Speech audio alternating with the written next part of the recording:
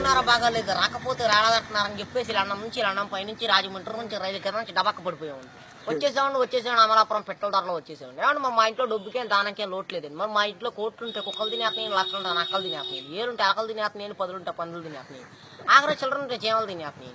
మరి మా ఇంట్లో భోజనాలు పెడతామంటే వంకాయ తింటే వంగిపోతున్నారండి, బేకాయ తింటే బీసిపోతున్నారండి, చిక్కుడే కూర తింటే చిక్కుపోతున్నారని, ములక్కాయ తింటే ముదిరిపోతున్నారండి, గోంగూర తింటే గోక్కున్నారని, పొట్లకాయ తింటే పొట్టొస్తుందని చెప్పేసి లడాసారి లడాయి పప్పు ఎండ్రేసి కిరణాలు పోసి పెట్టేవాళ్ళు. మరి తిన్నాక బాగానే ఉన్నారని ముగ్గురేళ్ళు మంతానికి కలుసుకున్నారండి.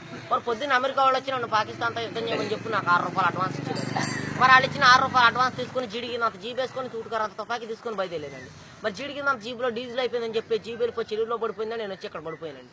మరి మాకు ఇచ్చే మామూలు మాకు ఇచ్చేస్తే పాకిస్తాన్తో యుద్ధాన్ని బయలుదేరుతాను. మరి మీకు ఏదైనా ఫ్యాక్టరీ కావాలంటే చెప్పండి. గుడివాడ గుడ్లు ఫ్యాక్టరీ మాదే, దుబాయ్లో దూదు ఫ్యాక్టరీ మాదేనండి, ఏలూరులో ఎలకల ఫ్యాక్టరీ మాదేని, పామర్లో పందులు ఫ్యాక్టరీ మాదేనండి. మరి మీకు ఏదైనా ఫ్యాక్టరీ కావాలంటే రీఫిల్ లేని పెన్ తెచ్చుకుంటే మొత్తం రాసి చేస్తామండి.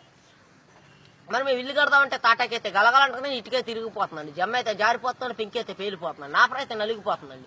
మరి అందుకని చెప్పి మా ఆఫీసులో భలే భలే కలపలు కనిపెట్టారండి. ఏమేమి కలపాలంటే బొబ్బాస్ కలపండి, జిల్లేడు కలపండి, ఉరిగడ్డి వాసాలండి, దొంగ దోలాలండి, చీపురు పుల్ల కిటికీలండి, పైన కోడిపీట ఆపండి. మరి పైన కోడిపీట ఆప ఎందుకంటారా, వచ్చే వర్షాకాలంలో కారు సువాసన వస్తారు. మరి మా ఇంట్లో పెళ్లి భోజనాలు చెప్పుకుని ఎక్కువ జనం రారు కానీ కోడిపీ సువాసన అని చెప్తూ ఊరంతా వచ్చి కూర్చుంటారండి. మరి మా ఇంట్లో కేజీ బంగారం ఉంటే కుక్క నాకిందని చెప్పేసి చెత్త కుక్కలో పడేసేవాడిని, కోడి పిల్లలు నోకలాగా ఎట్లా వచ్చేవాడిని.